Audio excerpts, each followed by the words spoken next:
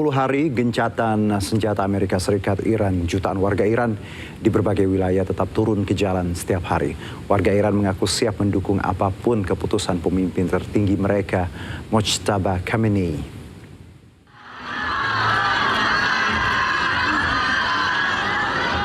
Sejak Jumat siang, warga Teheran melakukan parade sambil membawa bendera Iran dan poster Mojtaba Khamenei.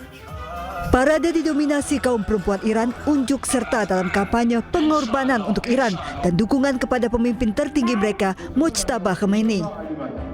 اومدم با رهبر جدیدم بیعت کنم بگم که هیچ وقت پشتش رو خالی نمی‌کنیم تا همیشه پشت ایرانمون هستیم و جانفدای ایران. Parade diawali dengan sebuah pertemuan besar para perempuan Iran yang rela berkorban dari lapangan Imam Hussein menuju persimpangan Wali Al-Asr. این بار با همه تظاهرات و راهپیمایی‌ها فرق می‌کنه. ما می‌خوایم با آمریکا و اسرائیل و همه مزدوران دنیا اینو بگیم. شما 2000 نیرو می‌خواید برسید. آیا واقعاً جمعیت رو نمی‌بینید؟ آیا واقعاً 2000 نیروتون در برابر این جمعیت دوام خواهند آورد؟ اگر ما هر کدوم فقط نفس بکشیم با یه ها کردن همتون رو باد خواهد بود. پس لطفاً سر جاتون بشینید. ما صاحب خونه‌ایم. مستاجر نیستیم که شما برای ما تصمیم بگیرید. این بار خودمون برای خودمون تصمیم میگیریم مثل همیشه و اجازه نمیدیم که هیچ کس بخواد برای ما تصمیم بگیره. Hingga Jumat malam waktu setempat, ribuan warga Iran memadati Enghelab Square di Teheran, Iran. Setiap malam sejak gencatan senjata AS Iran dimulai 8 April, warga selalu berbondong-bondong mendatangi Enghelab Square. Warga Iran turun ke jalan setiap harinya untuk mendukung apapun keputusan pemerintahan mereka. Meski masih dalam kondisi gencatan senjata, warga Iran tetap menantikan pernyataan pimpinan tertinggi mereka, Mojtaba Khamenei. Dikutip dari lembaga penyiaran Iran, IRIB, hingga 16 April, 26 juta warga Iran mendaftar untuk menjadi sukarelawan bela negara, termasuk Presiden Iran Masoud Pezeshkian, para pejabat dan tokoh publik.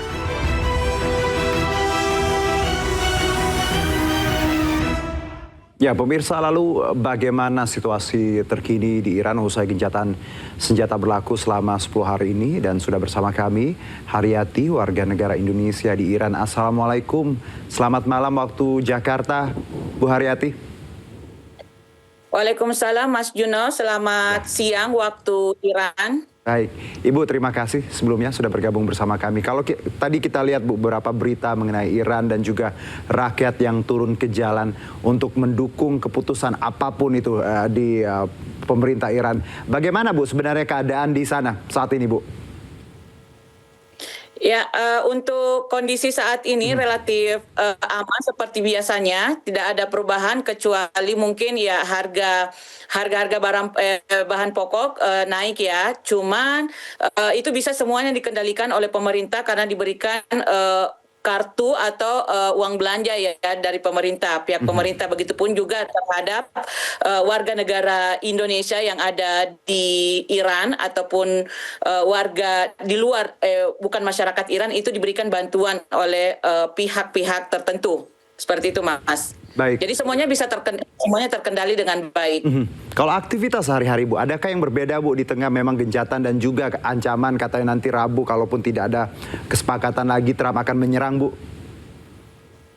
Kalau persoalan kondisi itu juga tidak ada perubahan ya, sejak dari awal perang itu hingga hari ini itu tidak ada perubahan sama sekali, kecuali mungkin kondisi misalkan sekolah ya, sekolah waktu masa perang itu di-stopkan dulu, tapi setelah beberapa hari ini sekolah kembali pulih, misalkan di kampus-kampus itu sudah mulai hadir secara offline, sedangkan sekolah anak-anak itu masih dilakukan secara online. Jadi semuanya berjalan seperti biasa ya, nggak ada perubahan apakah itu sebelum gencatan senjata atau setelah gencatan senjata, semuanya berjalan secara normal. Oke, berarti masyarakat melihat ini ya hal yang biasa ya, Bu, dan tidak ada ketakutan atau seperti apa, Bu? Mungkin khawatir di lapangan?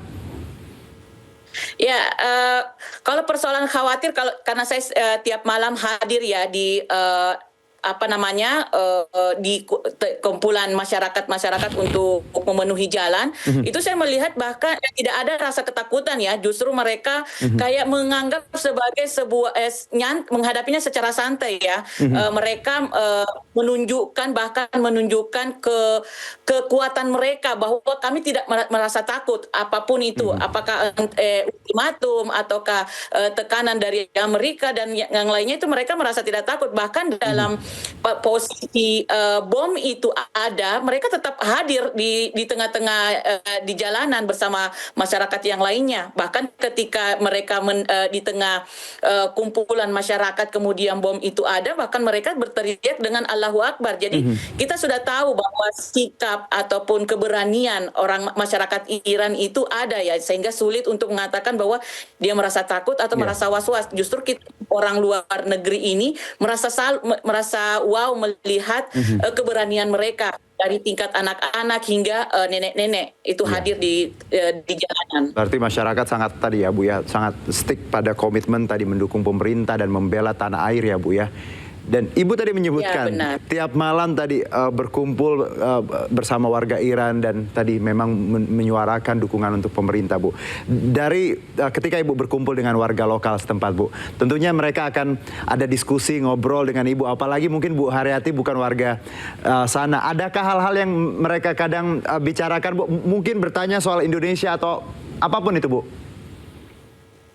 Ya, bukan hanya di perkumpulan di jalanan ini ya kami berbincang-bincang. Bahkan saya kan kebetulan juga bergabung di salah satu organisasi perempuan di Iran.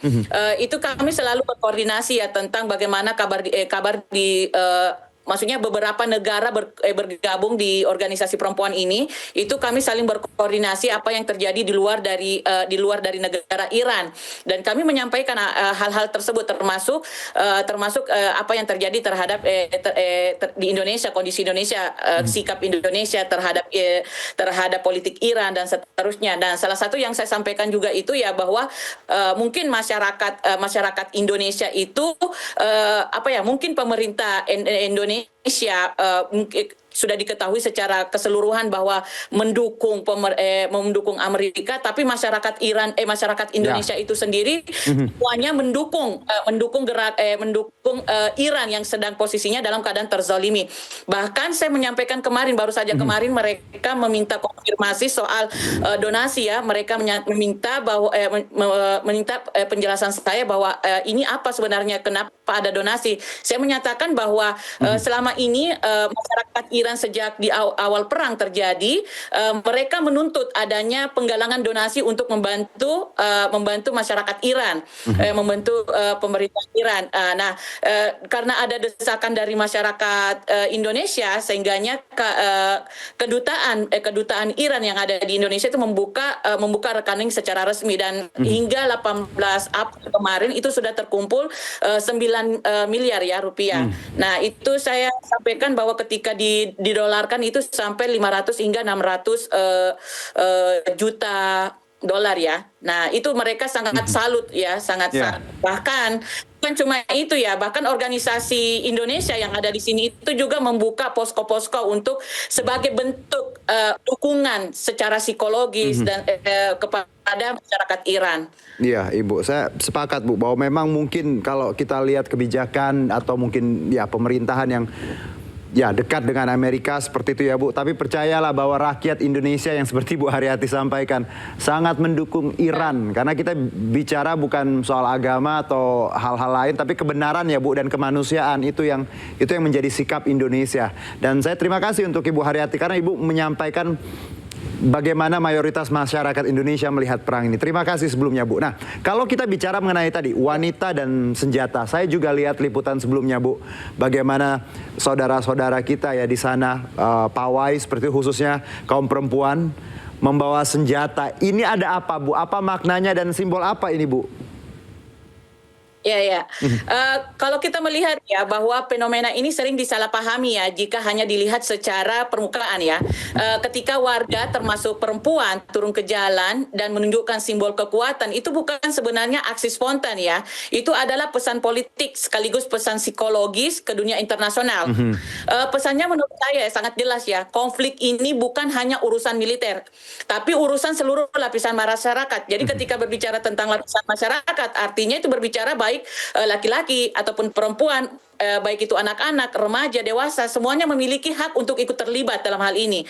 Nah, Iran ingin menunjukkan bahwa mereka tidak hanya punya kekuatan militer, tapi juga kekuatan sosial yang hidup dan aktif di tengah masyarakatnya. Nah, keterlibatan perempuan di sini sangat penting dan simbolik. Selama ini, kalau Mas Juna melihat bahwa selama ini perempuan Iran itu sering digambarkan secara global sebagai pihak yang terpinggirkan, terdiskriminasi, ya, dan seterusnya.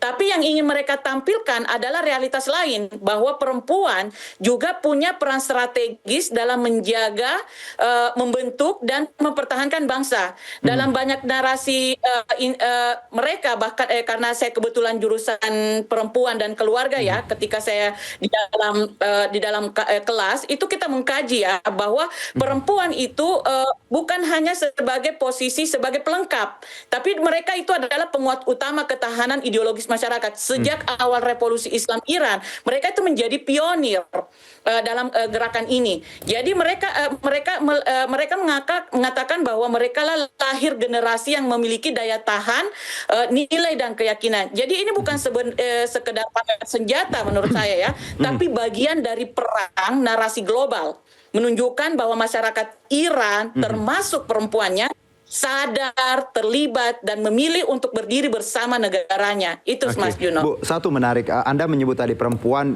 di Iran ini simbol bagaimana sebenarnya perang ini tidak hanya berdampak untuk kaum laki-laki, anak-anak, tapi perempuan yang juga akhirnya ikut ya untuk turun membela Iran. Ibu, kalau kita bicara paradigma dan narasi barat yang kerap digambarkan bagaimana wanita dan Iran tidak sebaik yang ada di lapangan. Sebenarnya bagaimana sih Bu kehidupan perempuan di Iran khususnya dalam perang ini? Apakah memang mereka tadi tetap nomor 2 atau seperti apa Bu? Ya, kita perlu tahu ya bahwa sebenarnya karena di sini kan revolusi Islam Iran ya otomatis menggunakan ideologi atau paradigma Islam ya, yang Islam itu sendiri mengatakan bahwa tidak ada perbedaan antara laki-laki dan perempuan. Jadi kita melihat sejak revolusi Islam itu berdiri, perempuan dan laki-laki itu memiliki posisi dan kuota yang sama di seluruh bidang, baik itu pendidikan, politik, ataupun sosial yang lainnya. Bahkan kita melihat di kenyataannya sekarang bahwa 80% perempuan itu di Iran itu memiliki pendidikan yang tinggi, yang memiliki gelar PhD. 80% ya Bu? Iya, jadi kalau kita melihat bahwa memang masyarakat Iran, perempuan Iran di sini itu memiliki kecerdasan yang tinggi ya. Bahkan mungkin Mas Juno dan teman-teman yang lain itu bisa men-searching bagaimana keterlibatan perempuan bukan hanya di bagian pendidikan atau misalkan guru atau apa, dia juga memiliki keterlibatan dalam wilayah politik. Bahkan kita membaca bahwa ada perempuan yang menjadi menjadi menteri, wakil presiden dan seterusnya. Jadi keterlibatan perempuan di sini di Iran itu bukan sebagai pelengkap, tapi memang dia setara antara laki dan perempuan. Mereka punya hak yang sama untuk terlibat dalam wilayah sosial. Seperti itu, Mas. Baik, ini we should say it louder, Bu, karena banyak orang di luar sana tidak paham bagaimana Iran memperlakukan wanita. Tadi 80% berpendidikan. Ini narasi yang sering dibangun Barat. Nah, Bu, kita mungkin bicara Selat Hormuz, Bu. Ini menarik bagaimana sebenarnya Iran punya sikap yang bagian dari strategi, saya percaya, buka tutup itu. Dan Amerika pun juga mencoba memblokade walaupun ya tidak efektif karena tadi Laut Oman kan jauh sekali, besar seperti itu, beda dengan Selat Hormuz. Ibu, kalau pertanyaannya seperti ini, buka tutup kembali ini ya Selat Hormuz, ada apa sih Bu di pemerintahan dari analisa Anda sebagai warga di sana, Bu? Ya, yang terjadi sebenarnya kita sudah tahu bersama ya. Yang terjadi bukan penutupan total dalam arti semua kapal dilarang lewat ya. Yang dilakukan Iran itu lebih tepatnya disebut sebagai kontrol atau pembatasan strategis. Jadi ya kapal yang lewat itu bisa saja lewat, tapi memiliki syarat-syarat tertentu. Nah, kenapa ini kita katakan penting? Karena Selat Hormuz itu adalah salah satu jalur energi yang paling vital di dunia. Jadi ke setiap langkah Iran di sana bukan sekedar teknis, tapi selalu punya makna politik dan pesan global. Ya, mungkin teman-teman juga sudah tahu ketika waktu Iran menyatakan bisa saja lewat, tapi dengan syarat tertentu. Misalkan dikatakan untuk kelompok negara Teluk, ya harus menutup pangkalan militer, militer Amerika kan. Ini salah satu strategis. Nah, kalau kita melihat dalam narasi Iran, ini bukan karena ada gejolak internal, justru sebaliknya itu menunjukkan bahwa konsolidasi kekuatan di dalam negeri ini cukup solid dan terkoordinasi. Iran sedang mengirim sinyal yang sangat jelas yang mengatakan bahwa kami punya posisi tawar ya, dan kami siap menggunakannya jika terus ditekan. Jadi ini bukan sebuah keputusan emosional atau panik, tapi langkah strategis, terukur dan penuh perhitungan dalam konteks konflik dan negosiasi internasional gitu, Mas. Oke, jadi kalau ada gambaran bahwa sebenarnya buka tutup oleh pemerintah Iran ini di dalam pemerintah sendiri sedang ada argumen atau galau seperti tidak ya Bu ya, ini bagian dari bagaimana sebenarnya justru solid ya Bu, dan mengolah keadaan kondisi yang saat ini memang Iran memainkan peran seperti itu kurang lebih ya Bu ya. Iya. Dan kalau kita melihat ya masyarakat bagaimana menyikapi persoalan buka tutupnya ini ya narasi ini masyarakat Iran itu tidak digambarkan sebagai pihak yang menolak, Mas. Justru yang muncul adalah solidaritas nasional yang kuat. Karena isu ini tidak dipandang sebagai hanya soal ekonomi atau perdagangan, tapi lebih dalam bagaimana menyangkut kedaulatan dan harga diri bangsa. Nah, dalam situasi seperti ini, cara berpikir masyarakat itu berubah. Pertanyaannya bukan lagi untung rugi ekonomi, tapi apakah negara kami ini sedang ditekan atau tidak, sedang ingin ditundukkan atau tidak. Ketika narasinya adalah tekanan atau ancaman dari luar, maka respon masyarakat cenderung merapat ke pemerintah, bukan menjauh.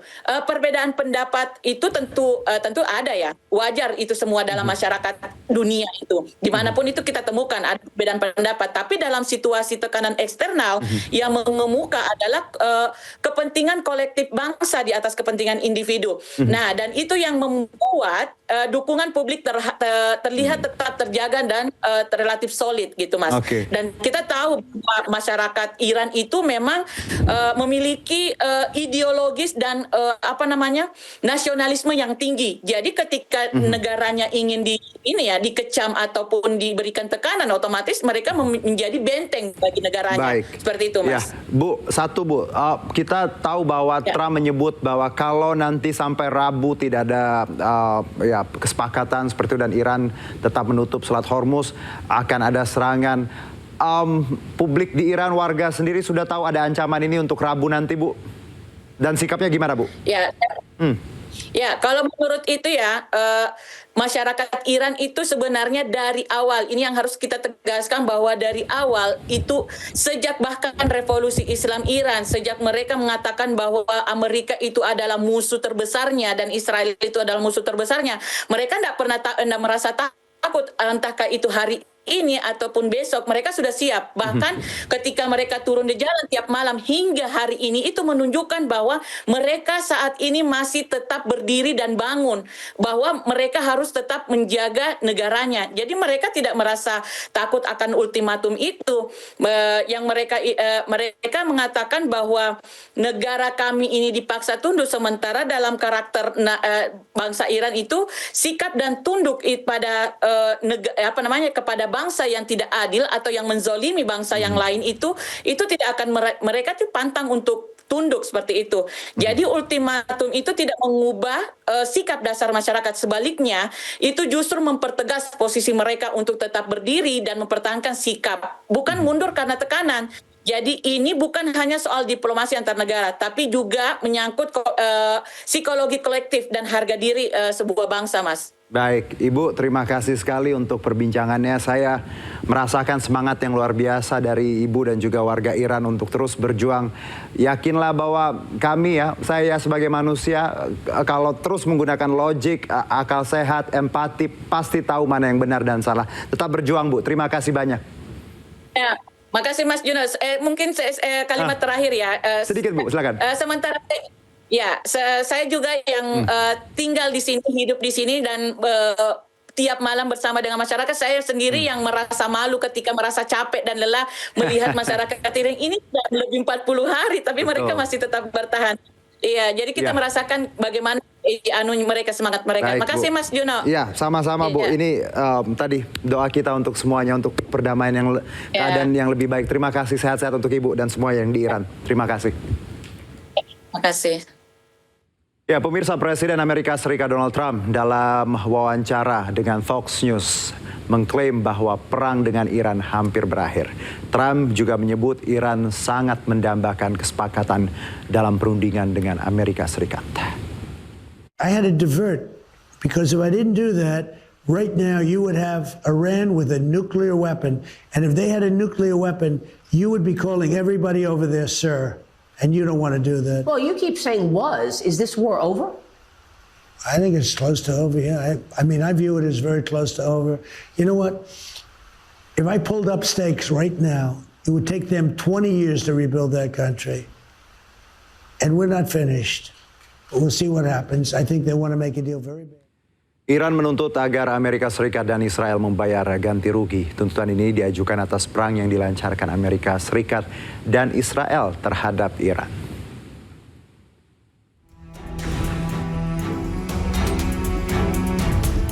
Iran menuntut agar Amerika Serikat dan Israel membayar ganti rugi.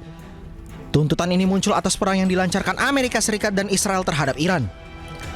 Melalui Ketua Mahkamah Agungnya, Iran menyatakan agar semua pihak mengambil tindakan yang diperlukan untuk menjamin hak rakyat Iran. ما در استیفای حق مردم چه در داخل کشور چه در خارج از کشور باید نهایت تلاش رو داشته باشیم.